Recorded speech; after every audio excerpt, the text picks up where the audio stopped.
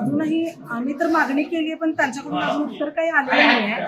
मी हेच म्हणते की प्रशासकाचं हेच काम असतं की शहराचे प्रश्न सोडवणं आणि त्यासाठी लागणारी सोयी किंवा साधनं उपलब्ध करून देणं तितकंच गरजेचं आहे.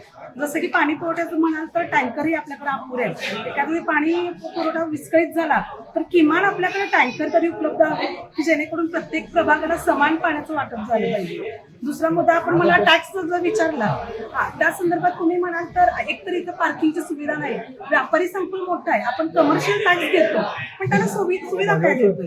कचरा उठाव होतो तेही आपण त्यांना आपण ते पैसे देतात किलोवरती आणि मग आपण त्यांचा कचरा उठाव करतो.